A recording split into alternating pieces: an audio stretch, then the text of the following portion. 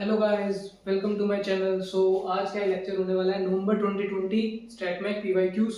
तो बड़े ध्यान से देखना क्योंकि इसके अंदर काफ़ी अच्छे कंसेप्ट्स यूज़ हो रहे हैं। तो मैं क्वेश्चंस थोड़ा स्क्रीन पे या बोर्ड पे लिख देता हूँ और उसके बाद खुद से ट्राई करना एक बार पॉज करके, और फिर ना हो तो सॉल्यूशन देखना।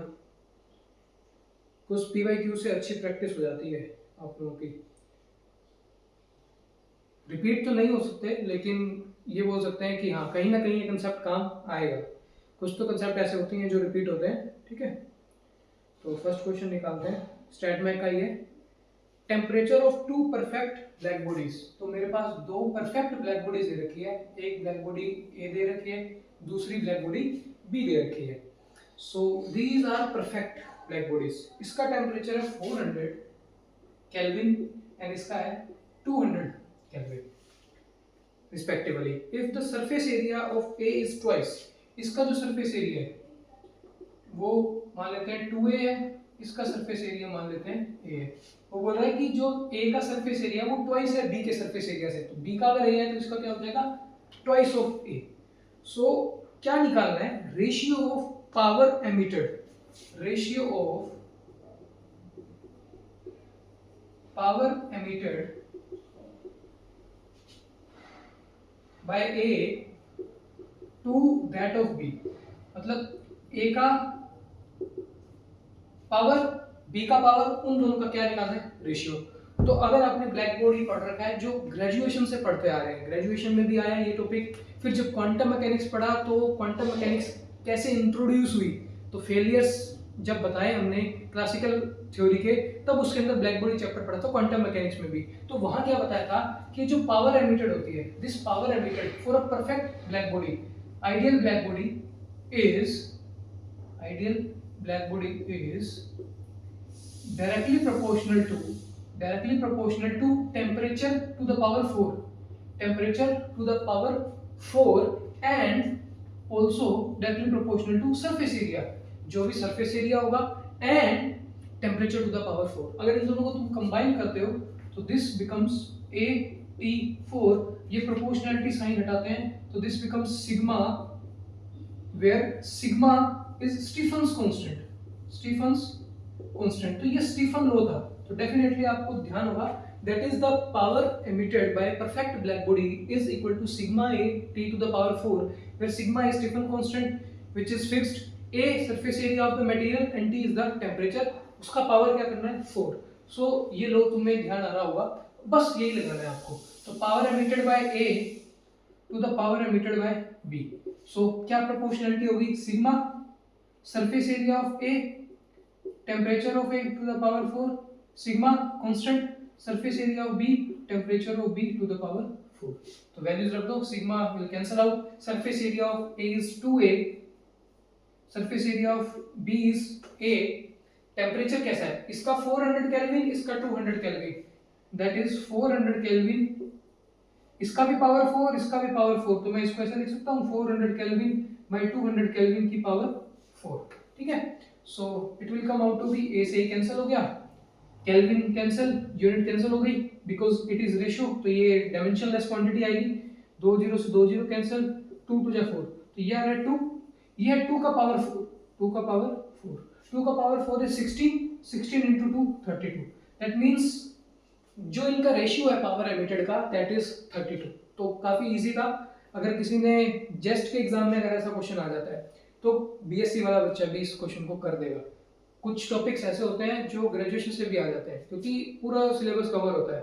तो ब्लैक बॉडी आ रहा है तो ब्लैक बॉडी में ये मतलब नहीं है कि हमें वो इंटेंसिटी वाला कर्व इंपॉर्टेंट है वही याद रखना, नहीं। ऐसी छोटी चीजें जैसे कि स्टीफन कांस्टेंट, अभी पीवाईक्यू करवाया था एक दिसंबर 2019 का, उसमें क्या आ गया था, lambda T equal to constant. ये है Stefan's law, Wien's law, Wien's law. तो इस पे 5 नंबर का क्वेश्चन आ गया था पार्ट सी के अंदर, क्योंकि बहुत इजी था, इतने के अंदर हो गया था। बट प्रॉब्लम क्या है, ये याद ही नहीं आता कि ये लगाना है, क्योंकि ये टॉपिक ग्रेजुएशन में था, पोस्ट ग्रेजुएशन में इतना ध्यान नहीं देते हैं तो स्किप हो जाता है। स्किप हो गया तो फिर ये 5 नंबर का क्वेश्चन चला जाता है। एंड उसमें क्या था, लैम्डा दिया होता मैक्सिमम पे और टेम्परेचर, तो आपको निकालना था इस लैम्डा के लिए टेम्परेचर कितना होगा। तो कभी कभार ऐसे इजी क्वेश्चंस भी आ जाते हैं, कभी टॉपिक्स अपन इनको छोड़ देते हैं, नेग्लेक्ट कर देते हैं। तो these topics are not for neglecting. जो ब्लैक बॉडी रेडिएशन है वो बहुत इंपॉर्टेंट है। तो उसी में से ये आता है ग्रीन्स लॉ, उसी में से स्टीफन्स लॉ आता है। दिस इज स्टीफन्स लॉ, और ये जो कांस्टेंट है वो है स्टीफन कांस्टेंट। तो नेक्स्ट क्वेश्चन देखते हैं। तो आई होप ये वाला क्वेश्चन तो आपको काफी इजी लगा होगा। नेक्स्ट क्वेश्चन इज, ये थर्मोडायनेमिक्स से रिलेटेड आ गया। इसमें दोनों ही आ जाते हैं, थर्मोडायनेमिक्स भी और स्टैटिस्टिकल मैकेनिक्स भी। तो मैं एक बार बोर्ड पे लिख देता हूँ कि क्वेश्चन क्या है। Two ideal gases in a box are separated by a partition. मतलब एक बॉक्स है, ठीक है, उसमें एक पार्टीशन है, और टू आइडियल गैसेस। कौन सी गैसेस हैं? Ideal gases. तो हम वैसे आइडियल गैस ही लेते हैं सब। तो ideal gas are separated by partition n1 v1 n2 v2 are the number of particles in the volume. इसका n1 है, v1 है, इसका n2 v2 है। ये नंबर ऑफ पार्टिकल्स है इन v1 v2 वॉल्यूम्स है। When the partition is removed, क्या किया है, इस पार्टीशन को मैंने हटा दिया, इस पार्टीशन को मैंने हटा दिया, तो वॉल्यूम कितना हो जाएगा? टोटल v1 प्लस v2, और आपका नंबर ऑफ पार्टिकल्स कितने हो जाएंगे? n1 प्लस n2, ठीक है। तो इस टाइम पे आपको प्रेशर निकालना है, इस टाइम पे आपको प्रेशर निकालना है एट इक्विलिब्रियम टेम्परेचर T। यानी कि ये जो मेरा आइडियल गैस का सिस्टम है इक्विलिब्रियम पे आ गया है, at equilibrium temperature T। T temperature पे जब इक्विलिब्रियम पे ये रीच कर जाएगा आइडियल गैस दोनों सिस्टम, तो P pressure I have to calculate. So कुछ ऑप्शन दे रखे हैं। Option is KBT n1 plus n2 to v1 plus v2। B option is KBT n1 plus n2 by v1 plus v2। तो ऐसे कुछ options दे रखे हैं, ठीक है। KBT n1 by v1 plus n2 by v2, मतलब किस पे डिपेंडेंसी आ रही है? n1 v1 n2 v2 और टेम्परेचर T। तो मेरे पास यही गिवन है, n1 n2 v1 v2 और टेम्परेचर T। तो प्रेशर कैलकुलेट करना है आइडियल गैस के लिए। तो आइडियल गैस की इक्वेशन क्या होती है? PV is equal to nRT, where R is universal gas constant, N is number of moles. तो कहीं ना कहीं ये यूज हो रही होगी, तो ट्राई करके देखो एक बार। And fourth is half KBT n1 by v1 plus n2 by v2। तो एक बार ये ट्राई करो, तब तक मैं मार्कर को एनर्जी ड्रिंक पिला देता हूँ।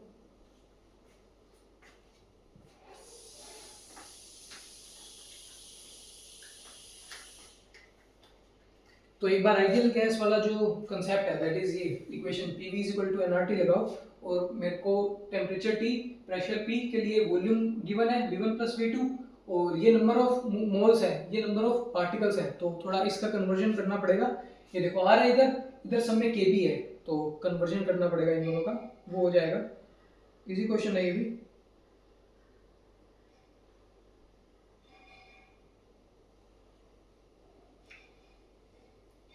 तो अगर कुछ थर्मोडायनेमिक्स का आपको ध्यान होगा तो ये क्वेश्चन इजी हो जाएगा, नहीं तो थोड़ा टाइम लग सकता है इसमें। देखो equation is PV is equal to nRT। सो मेरे इस सिस्टम के लिए वॉल्यूम कितना है? v1 plus v2, number of particles is n1 plus n2, and temperature is T, pressure is P। अब मेरे को यहाँ पे नंबर ऑफ पार्टिकल्स दिए हुए हैं, नंबर ऑफ, मुझे तो मोल्स है यहाँ पे nr।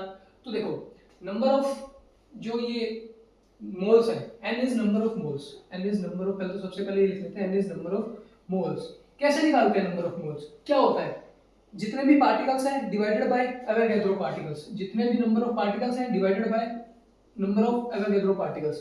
कि अगर 6.022 into 10⁻³ एवोगैड्रो नंबर है और इतने ही मेरे पार्टिकल्स हैं, तो कितने मोल हो जाएंगे? 1। अगर इसके ट्वाइस हैं तो 2 मोल्स हो जाएंगे। तो ये मोल का कंसेप्ट है, ठीक है। तो मैं अप्लाई करता हूँ एक बार। P V कितना है इसके लिए? v1 plus v2, इस सिस्टम के लिए बात करना है मुझे, v1 plus v2। आगे nr, तो एक बार मुझे कन्वर्जन करना पड़ेगा n और r का, तो एक बार उसको छोड़ देते हैं और यहाँ आ जाएगा मेरे पास T, क्योंकि मेरे पास इक्विलिब्रियम टेम्परेचर कितना है? T। तो देखो अब इस nr का क्या करना है? नंबर ऑफ मोल्स कितना है? n by na। तो मैं यहाँ सब्स्टिट्यूट कर देता हूँ n by na। सब्स्टिट्यूट बाद में करेंगे, सब्स्टिट्यूट भी नहीं करते। मैं क्या करता हूँ, nr कैलकुलेट कर लेता हूँ। nr कितना होगा? n is number of moles, ठीक है। तो मैं एक बार यहाँ पे nr कैलकुलेट कर लेता हूँ। nr क्या होगा? nr is n by na into r, ठीक है। अब ये जो R बाय एन है सबको ध्यान रखो, ये केबी बन जाता है। क्या बन जाता है? केबी इनटू में एन, नंबर ऑफ पार्टिकल्स। अब नंबर ऑफ पार्टिकल्स ऐड हुए, इसमें n1 थे, इसमें n2 थे, number of particles direct add हो गए। ऐसे भी बोल सकते हो कि इसमें नंबर ऑफ मोल्स अगर 1 थे, इसमें नंबर ऑफ मोल्स अगर 1 थे, तो 1 मोल गैस कितनी मोल गैस बन जाएगी? 2 मोल गैस। तो डायरेक्ट ऐड करना है। तो यहाँ पे अगर मुझे nr का वैल्यू रखना है तो एक बार n1r निकालना होगा, तो ये आ जाएगा kbn1, यानी कि ये है number of moles for first gas और ये है नंबर ऑफ पार्टिकल्स। तो इन दोनों के बीच में ये रिलेशन है, ठीक है। सिमिलरली n2 के लिए करूंगा तो ये आ जाएगा kb, यहाँ हो जाएगा n2, ठीक है। तो मुझे दोनों के मोल्स ऐड करने थे, तो n1 plus n2 number of moles add हो जाएंगे मल्टीप्लाइड बाय r। जैसे यहाँ वॉल्यूम ऐड हुआ है इसके लिए, वैसे यहाँ नंबर ऑफ मोल्स ऐड हो जाएंगे। तो मुझे n1 प्लस n2 r को सोल्व करना है, तो n1 r को मल्टीप्लाई किया अंदर, n2 के साथ r आ गया t। So this n1 r becomes kbn1, kbn1, n2 r becomes kbn2 multiplied by t. So kb common आ रहा है, we have kbt is equal to n1 plus n2, ठीक है। प्रेशर निकालना है, so divide by v1 plus v2. So this is the correct relation. So कौन सा option match कर रहा है? This option is not correct, क्योंकि यहाँ पे 2 का फैक्टर आ रहा है, मेरे पास 2 का फैक्टर नहीं है। This option is correct, option B, kbt multiplied by n1 plus n2 divided by v1 plus v2। तो इसमें नॉर्मल आपका एक तो मोल कंसेप्ट लगा है और दूसरा आइडियल गैस का कंसेप्ट लगा है। This is for ideal gas, equation of ideal gas. तो आई होप ये वाला इजी था, थर्मोडायनामिक्स था, इसमें रिलेशन था थर्मोडायनामिक्स से, स्टैटिस्टिकल मैकेनिक्स से कुछ नहीं था, ठीक है। अब नेक्स्ट क्वेश्चन पे आते हैं। So next question stat math का ही है, पार्टीशन फंक्शन से रिलेटेड है। तो पार्टीशन फंक्शन हमें पता है जब भी आएगा तो कैनोनिकल इंसेंबल लग रहा होगा कहीं ना कहीं, तो कैनोनिकल इंसेंबल इसलिए इंपॉर्टेंट भी बहुत है। हमें क्या दिया हुआ है? नॉन डीजेनरेट स्टेट दिया हुआ है, एक तो जीरो एनर्जी का, यानी कि ये तो है नॉन डीजेनरेट, यानी कि इसकी डीजेनरेसी कितनी है? 1, ठीक है। नॉन डीजेनरेट का मतलब होता है इसकी डीजेनरेसी 1 है, एनर्जी लेवल एक ही है, एक से ज्यादा नहीं है। फिर एक एक्साइटेड लेवल दिया हुआ है एनर्जी ई का, जिसकी डीजेनरेसी कितनी है? g, ठीक है। g फोल्ड है, मतलब 2 3 4 बस वैल्यू दे दिए g। In non interacting system of n such atoms, मेरे पास कितने एटम्स हैं? n एटम्स हैं। population not pollution, population of excited state may exceed that of ground state। तो ये n1 पार्टिकल्स हैं, मैं मान लेता हूँ n1 पार्टिकल्स हैं ग्राउंड स्टेट में, n2 पार्टिकल्स हैं एक्साइटेड स्टेट में। तो ये कंडीशन क्या बोल रहा है? That the population of the excited state, यानी कि n2 may exceed that of the ground state, n2 may exceed n1, बड़ा हो सकता है above a temperature। तो एक कंडीशन दी हुई है above a temperature where T is greater than E by 2 kb ln2। ये कंडीशन दी हुई है टेम्परेचर की। मुझे क्या निकालना है? Minimum value of G, minimum value of G। G की कितनी वैल्यू हो? 1 हो, 2 हो, 3 हो, 4 हो, 5 हो, 6 हो, कि ये कंडीशन ट्रू हो जाए मिनिमम, जहाँ पे मेरा टेम्परेचर इससे बड़ा है। तो सबसे पहले मुझे इस n2 को निकालना पड़ेगा और n1 को निकालना पड़ेगा। तो नंबर ऑफ पार्टिकल्स कैसे निकालोगे कि मेरे इस सिस्टम में कितने नंबर ऑफ पार्टिकल्स हैं? इसके लिए आपको क्या करना होता है? डायरेक्ट बस इस लेवल की डीजेनरेसी को लिखो, मल्टीप्लाई करो e raise to the power minus beta ei divided by partition function, divided by partition function. ये तरीका होता है नंबर ऑफ पार्टिकल्स लिखने का कैनोनिकल एंसेंबल में, ठीक है। अगर आपको नहीं आता था तो ये आपसे ध्यान रखना कि दिस इज द वे कि पार्टीशन फंक्शन को निकालना है, और अगर n1 निकालना है तो मतलब मींस ni निकालना है, किसी भी स्टेट की बात कर रहा हूँ जनरल, तो फॉर्मूला ये बन जाएगा। अब मुझे क्या करना है? n1 निकालना है। तो n1 के लिए डीजेनरेसी कितनी है? 1, डीजेनरेसी कितनी है? 1, e raise to the power minus beta ei, energy कितनी है इस लेवल की? 0 डिवाइडेड बाय z, ठीक है। z एक बार मैं नहीं निकाल रहा हूँ क्योंकि मुझे क्या करना है? n2 ग्रेटर देन n1, तो आपको अभी दिख जाएगा कि z निकालने की इसमें जरूरत ही नहीं पड़ेगी, 1 बाय z लिख भी सकते हो, कोई बड़ी बात नहीं है इसमें। n2 कितना होगा भाई? n2 निकालना है तो डीजेनरेसी सेकंड लेवल की कितनी है? g, सेकंड लेवल की energy capital E by z। अब मुझे क्या करना है? Condition n2 greater than n1, n2 greater than n1, तो ये कंडीशन को मैं यहाँ लेता हूँ, n2 ग्रेटर देन n1, यानी कि ये वाली चीज बड़ी हो इससे, that is G E raise to power minus beta E divided by Z बड़ा हो 1 बाय जेड से। ये n2 की वैल्यू है, ये n1 की वैल्यू है। तो देख रहे हो जेड कैंसिल हो रहा है, जेड कैंसिल हो रहा है, इसीलिए मैंने जेड लिखा था। अब मुझे जी की वैल्यू निकालनी है, किसकी वैल्यू निकालनी है, जी की वैल्यू।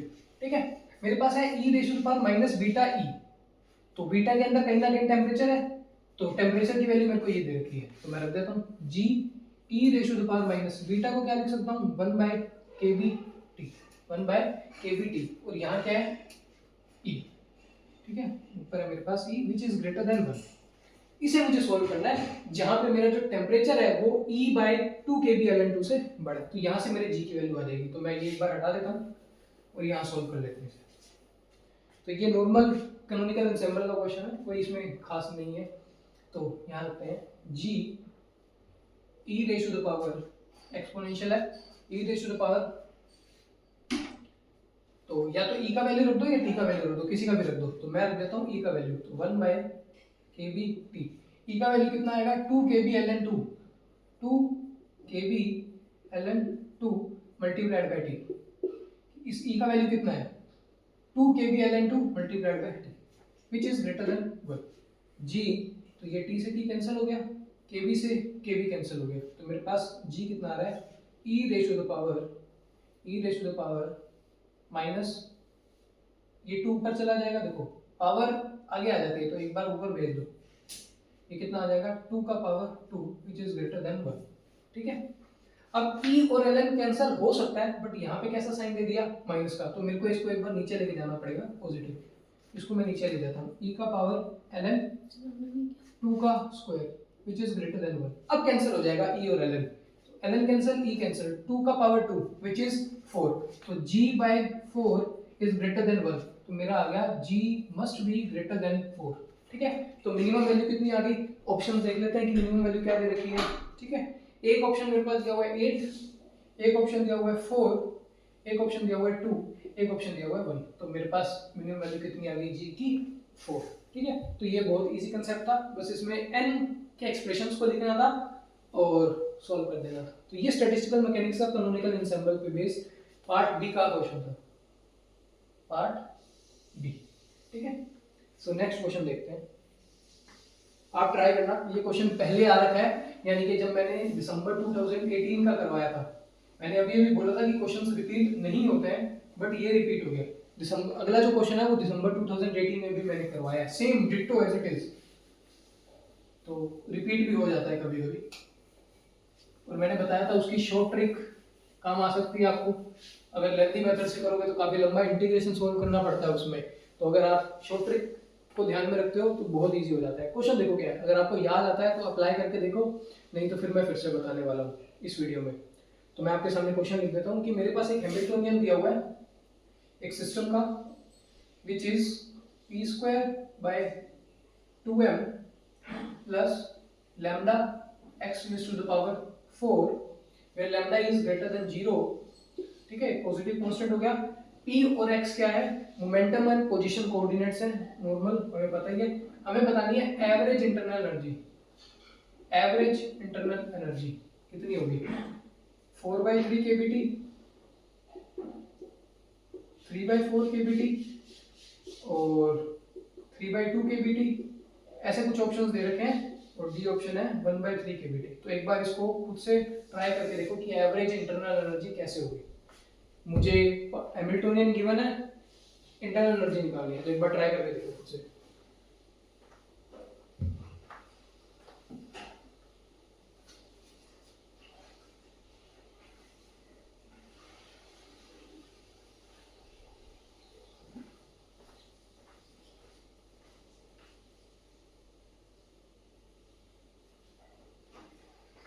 आई होप आपने किया होगा इसे, जिसने दिसंबर 2018 वाला वीडियो देख रखा होगा उसे डेफिनेटली क्लियर होगा यार क्या करना है इसमें। ठीक है, देखो यहाँ क्या दिया हुआ है p का पावर 2, यहाँ दिया हुआ है x का पावर 4। तो ट्रिक क्या है, ट्रिक बताता हूँ। अगर ट्रिक से नहीं करना तो इंटीग्रेशन करना पड़ेगा, पार्टीशन फंक्शन निकालना पड़ेगा। सबसे पहले पार्टीशन फंक्शन से आपको u निकालना पड़ेगा, पहले z निकालोगे, फिर u निकालने के लिए minus del by del beta ln z, ये करोगे, ये लंबा प्रोसेस है। ठीक है, बट यहाँ पे एक शॉर्ट ट्रिक किया है इक्वी पार्टीशन लॉ का, इक्वी पार्टीशन लॉ सबने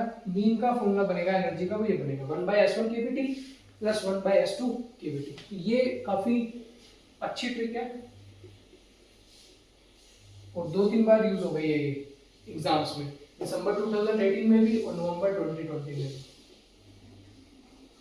पूरा सोल्व करोगे तो आपको पार्टीशन फंक्शन निकालना पड़ेगा, तो इसका भी इंटीग्रेशन करना पड़ेगा, इसका भी इंटीग्रेशन करना पड़ेगा, गामा इंटीग्रल लगाओगे हो जाएगा, but it will take time. तो अगर कोई ये ट्रिक भूल जाता है तो इस मेथड पे जाओ, पार्टीशन फंक्शन से भी ये हो जाएगा, ठीक है। सो द नेक्स्ट इज, तो पार्ट बी के जो क्वेश्चंस थे वो खत्म हो गए हैं। पार्ट बी में जो 3.5 मार्क्स के थे वो ओवर हो गए हैं। नाउ अब आते हैं पार्ट सी की तरफ। अगर आप इसको लॉन्ग मेथड से करना चाहते हो तो वो भी मैं दिखा देता हूँ करके एक बार।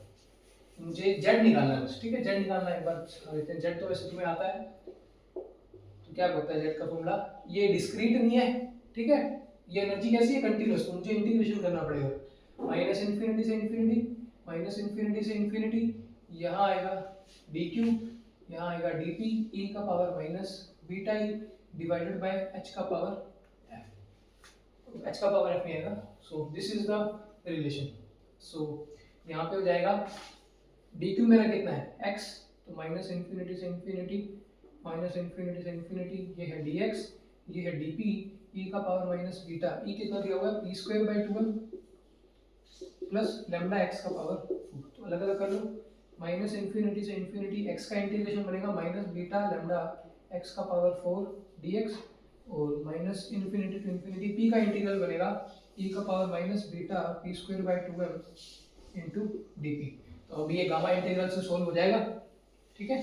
तो गामा इंटीग्रल क्या बोलता है, माइनस इन्फिनिटी, गॉसियन इंटीग्रल लगा सकते हो, गॉसियन इंटीग्रल भी लग जाएगा डायरेक्ट, कि अगर आपका माइनस इन्फिनिटी से इन्फिनिटी ई का power minus alpha x square dx अगर ऐसा कुछ होता है तो ये कैसा बन जाता है, पाई बाय दिस अल्फा का रूट। ऐसे ही आप सोल्व कर सकते हो। तो लंबा मेथड है, अगर कोई भूल जाता है ये ट्रिक तो इसको लगा के z निकालना, z के बाद u निकालना, u के बाद आप c भी निकाल सकते हो। ठीक है, ये मेथड है इसका। सो पार्ट सी पे चलते हैं, पार्ट सी के क्वेश्चंस देखते हैं। पार्ट सी, ठीक है, पार्ट सी के क्वेश्चंस मैं एक बार दिखा देता हूं आपको कि कैसा होने वाला है, और फिर आप एक बार खुद से पोस्ट करके ट्राई करके जरूर देखना। सो this is yes 49 number question है पार्ट सी का, कि मेरे पास स्पिन हाफ फर्मियंस दिए हुए हैं, स्पिन हाफ फर्मियंस यानी कि फर्मी डिराक स्टैटिस्टिक्स यहाँ लग रही होगी। Spin half fermions quantum particles हैं, एक का मास है m, दूसरे का मास है 4m, और इन ये दोनों किस पोटेंशियल में है, half k x square potential में है। k का वैल्यू कितना होता है, m omega square x square, where omega is the angular frequency and m is the mass. ठीक है, सो मुझे क्या बताना है, विच कॉन्फ़िगरेशन ऑफ 4, मतलब मेरे को 4 ऑप्शंस दे रखे हैं, 4 ऑप्शंस दे रखे हैं a b c d, तो ये पूछ रहा है विच कॉन्फ़िगरेशन ऑफ 4 सच पार्टिकल्स। तो मेरे को कितने पार्टिकल्स लेने हैं, 4 particles. 4 particles have lowest value of ground state energy, have lowest value of ground state energy। तो मुझे ground state energy की lowest value निकालनी है, और particles कितने लेने हैं, 4। तो 4 ऑप्शंस कह दूं, एक बार मैं लिख लेता हूं ताकि दिक्कत ना आए बाद में। 4 particles of mass m, क्या आपको चारों के चारों कौन से पार्टिकल्स लेने हैं, मास m वाले। 4 पार्टिकल्स ऑफ मास 4m, के चारों के चारों किसके ले लो, 4m के ले लो, या फिर एक पार्टिकल लेना होगा आपको m मास का, और बचे हुए 3 पार्टिकल्स लेने होंगे 3m मास के और 4m मास के, and 2 particles of mass m and 2 particles of mass 4m। तो ऐसा कुछ कॉन्फ़िगरेशन दिया हुआ है कि मैं क्या लूं, सबसे मिनिमम एनर्जी आ जाए मेरी ग्राउंड स्टेट की 4 पार्टिकल्स, तो चारों के चारों m वाले ले लूं, चारों के चारों पार्टिकल्स 4m वाले ले सकता हूं, या एक पार्टिकल m का 3 पार्टिकल 4m के, या फिर 2 पार्टिकल्स m के 2 पार्टिकल्स 4m के। सबसे पहले मुझे इनकी एनर्जी लिखनी होगी। मुझे पता है कि जब मेरा half m omega square x square ये पोटेंशियल जब रहता है हार्मोनिक ऑसिलेटर में, तो मेरी एनर्जी बनती है n plus half h square omega.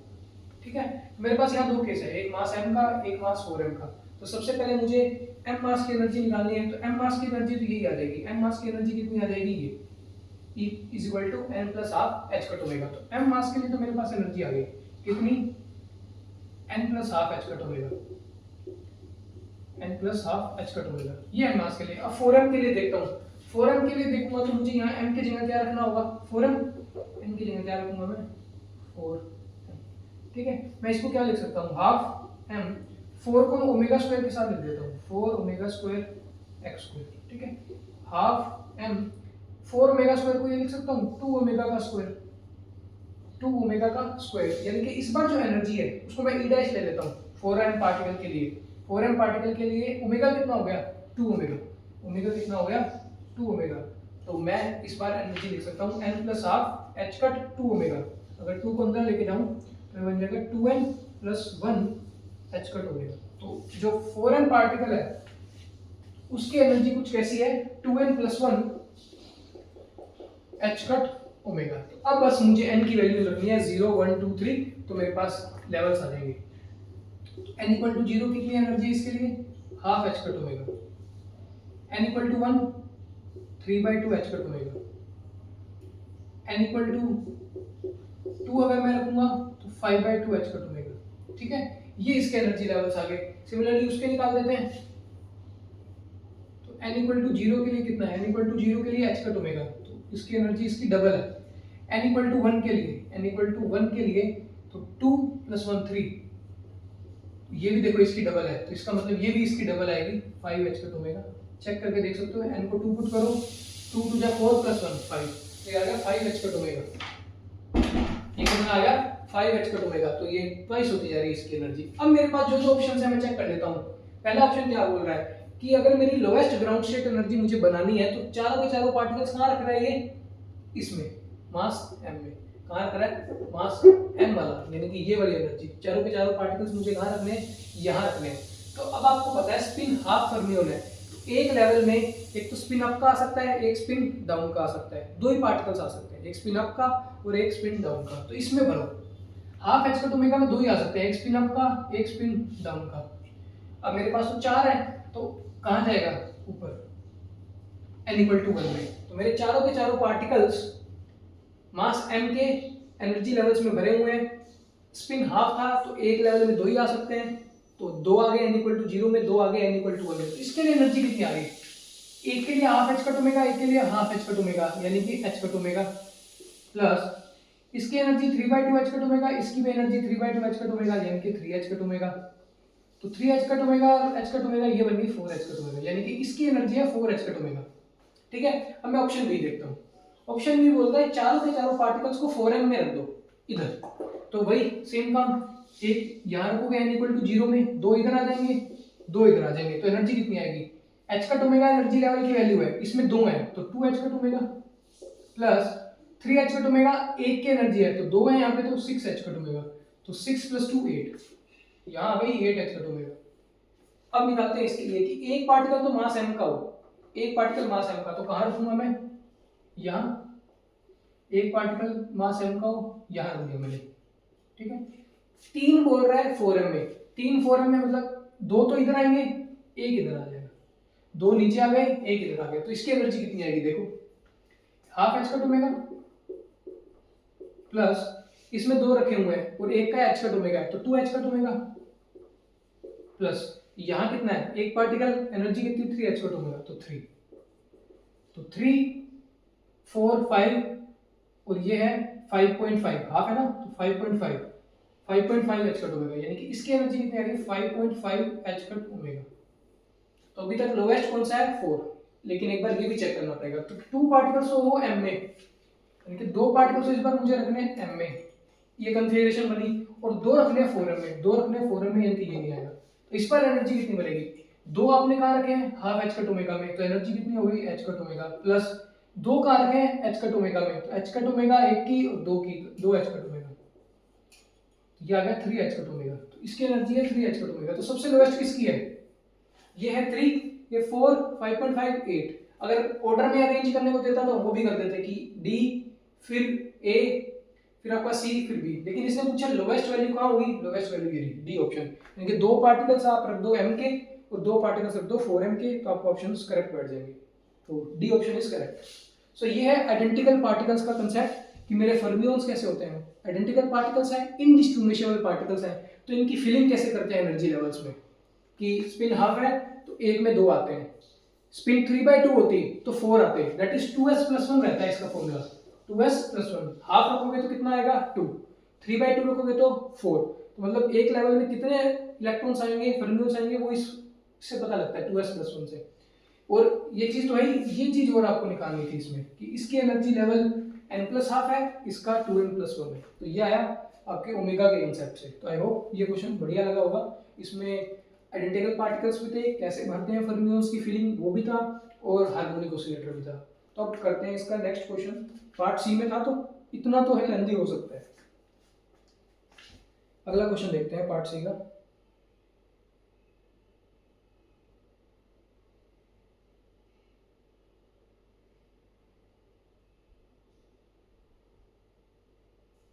So next icing spin का क्वेश्चन है, ये भी काफी रिपीट हो रहा है पार्ट सी के अंदर, वही चीजें बार बार आ रही है। देखते हैं इस बार क्या दे रहा है।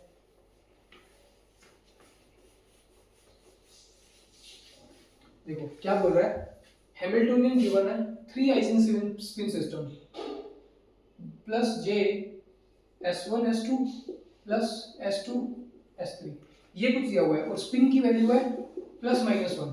ठीक है, तीन स्पिन्स हैं, तीन पार्टिकल है, इनका मुझे z निकालना है, z मतलब कैनोनिकल पार्टीशन फंक्शन, तो कैनोनिकल पार्टीशन फंक्शन निकालना है मतलब gi e⁻⁻β तो मुझे एनर्जी निकालनी है और उनकी डीजेनरेसी निकालनी है। तो देखो कितने पार्टिकल्स हैं, 1 2 3, 3 स्पिन्स हैं, और पॉसिबिलिटीज कितनी है, दो वैल्यूज ले सकता है, या तो +1 या -1। तो पॉसिबल केस कितने बनेंगे, 2 टू द पावर 3 8। काफी बार कर चुके हैं, मैंने बताया था 3 से ज्यादा, यानी इस 8 केस से ज्यादा अभी तक नहीं आया है। तो बना लेते हैं S1 S2 S3 और उनकी हैमिल्टोनियन की वैल्यू, एनर्जी की वैल्यू। तो कैसे करते हैं इसको, पहले लिखते हैं 1 1 1 1, 4 बार 1 लिखा, फिर 4 बार -1 लिखा, -1 -1 -1 -1। इससे सारे कॉम्बिनेशन बन जाएंगे मेरे 8 के 8। अब क्या करना है, 2 बार 1 लिखो, 2 बार -1 लिखो, 2 बार 1 लिखो, 2 बार -1 लिखो। इसके लिए क्या करो, 1 -1 1 -1 1 -1 1 -1। देखो सारे कॉम्बिनेशन मेरे आ गए 8 के 8 और सारे डिफरेंट है। अब मुझे बस h निकालना है, which is j s1 s2 plus s2 plus s3। तो वैल्यूज के अकॉर्डिंग देखता रहता हूँ। s1 s2 1 1 is 1 plus s2 s3 1 1 plus 1 2। इसकी एनर्जी बनी मेरे पास 2j। इसकी एनर्जी कितनी बनी मेरे पास 2j। अब इसकी देखते हैं, s1 s2 1 s2 s3 -1, तो 1 -1 इज 0। तो यहाँ एनर्जी कितनी बैठ गई आपकी 0। तो यहाँ एनर्जी मेरी बैठ गई 0। अब देखो ये वाला case, s1 s2 -1 s2 s3 -1, तो ये आ गया -2 जी। इनका देखो 1 -1 तो -1, ये -1 -1 +1, तो ये आ गया 0, फिर से 0 बना एनर्जी। फिर ये s1 s2 -1 s2 s3 +1, फिर से 0 बना, मतलब 0 के मेरे पास 3 लेवल्स आ गए, तो डीजेनरेसी है। ठीक है, अब इसको देखते हैं, -1 -1 दैट इज -2j। तो देखो -2j भी रिपीट कर रहा है। ये क्या है, -1 -1 यानी कि +1, ये आ जाएगा -1 × 1 -1, तो ये 0, फिर से 0 वाली एनर्जी आ गई। और ये क्या बनेगा, -1 × -1 +1, तो ये आ गया 2j। मतलब 2j वाली वैल्यूज 2 बार आ रही है, -2j वाली 2 बार आ रही है, और 0 वाली 4 बार आ रही है। तो मैं टेबल बना लेता हूँ डीजेनरेसी वाला। यहाँ है gi और यहाँ है ei। तो एनर्जी जब 0 है, माइनस से स्टार्ट करते हैं, -2j है जब एनर्जी, तो डीजेनरेसी है 2, फिर 0। 0 के कितने लेवल्स हैं 4, और 2j के कितने लेवल्स हैं 2, बस यही है। तो मेरे को इसके लिए gi पता लग गया, ei पता लग गया, z निकालना है, बहुत आसान। इस टेबल को मैं हटा देता हूँ, इस टेबल को हटा देते हैं और निकाल देते हैं पार्टीशन फंक्शन। सो समेशन हटा दो। सबसे पहले gi2 एनर्जी कितनी -2j, तो -बीटा e की वैल्यू -2j। ठीक है, फिर डीजेनरेसी 4 एनर्जी है इस बार मेरी 0, एनर्जी 0, प्लस इस बार डीजेनरेसी 2 और मेरी एनर्जी है 2j। एनर्जी कितनी है 2j। तो पार्टीशन फंक्शन क्लियर है, बहुत बार लिखा है, अब तो क्लियर हो गया होगा। तो this z comes out to be e -2 beta j। This is e का पावर 0, e का पावर 0 इज 1, तो ये आ जाएगा e का पावर -2 बीटा j। ठीक है, तो यहाँ क्या करते हैं, 4 इन दोनों में से 2 को कॉमन लो, ये बनेगा e2 beta j plus e का पावर -2 बीटा j। तो 2 से मल्टीप्लाई, 2 से डिवाइड, ये मेरा बन जाएगा cos हाइपरबोलिक 2 बीटा j। जब भी आपको ऐसा कुछ दिखे e का पावर थीटा प्लस e का पावर माइनस थीटा, तो वो बन जाता है cos हाइपरबोलिक थीटा। तो ये 4, तो ये 2 और 2 4, और ये बन जाएगा मेरे पास cos हाइपरबोलिक 2 बीटा j। तो 4 को कॉमन लिया, this becomes 1 plus cos hyperbolic 2 beta j। Check कर लेते हैं कौन सा ऑप्शन ठीक बैठ रहा है, क्योंकि कई बार स्क्वायर करके दे रखा होता है, तो इन्होंने स्क्वायर करके दिया हुआ है। स्क्वायर कैसे होगा,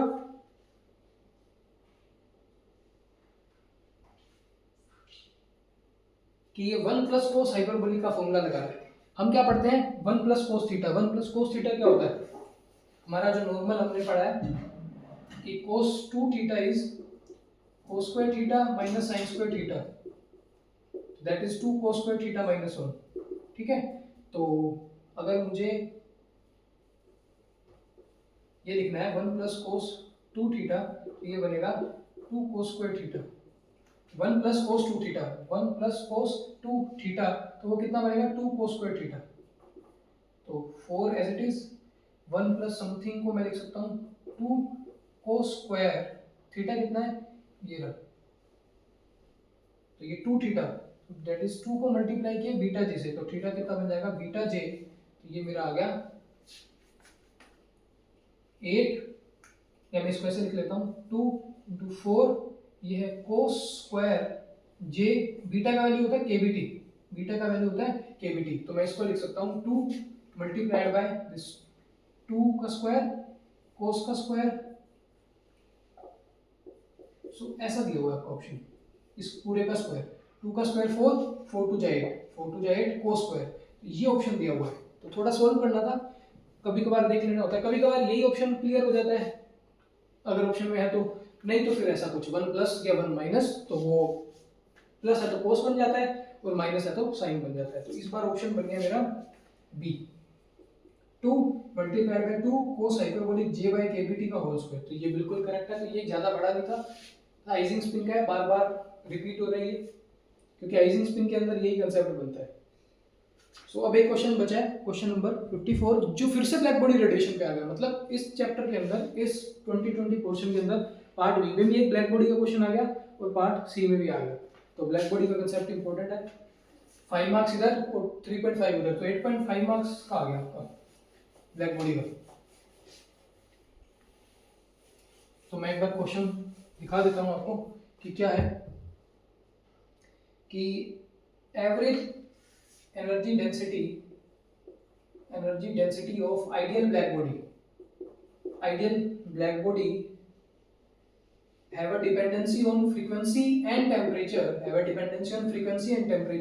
which is given, तो ये सब गिवन है आपको क्वेश्चन के अंदर, CQ h nu by e का power h nu by kBT -1, ठीक है, और ग्राफ भी दे रखा है कि अगर मेरे पास t की दो वैल्यूज हैं, एक वैल्यू t1 दूसरी वैल्यू t2, तो एक ग्राफ दिया हुआ है कि इंटेंसिटी का ग्राफ कुछ ऐसा बनता है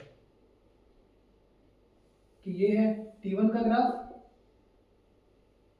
फ्रीक्वेंसी के साथ, ये है इंटेंसिटी, और T2 का ग्राफ कैसा है, कुछ ऐसा है, यहीं से स्टार्ट हो रहा है और थोड़ा ऐसे, ये है T2 का ग्राफ, ऐसा कुछ दिया हुआ है।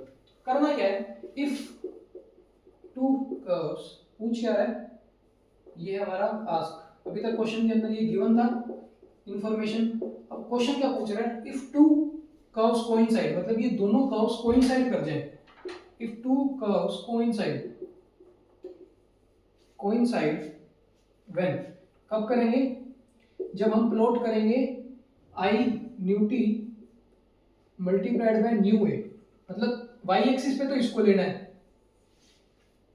इस प्लॉटेड अगेंस्ट, तो x एक्सिस पे किसको लेना है, इस प्लॉटेड अगेंस्ट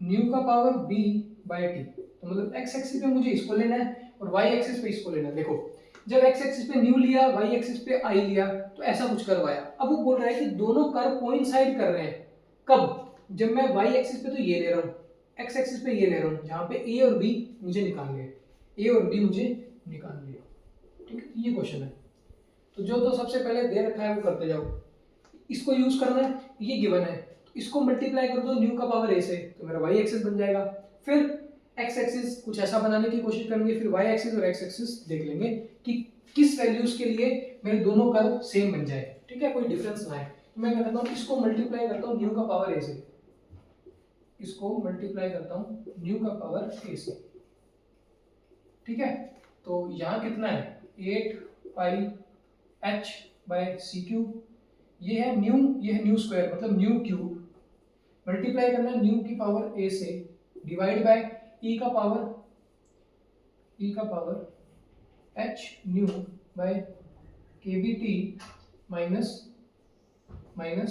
ये बन गया मेरा, तो ये तो मेरा y एक्सिस हो गया, ठीक है, ये मेरा y एक्सिस हो गया। अब मुझे कहीं यहाँ x एक्सिस बनाना है, x एक्सिस क्या है, न्यू का power b by T, nu का पावर b बाय टी, तो देखते हैं बनेगा कि नहीं।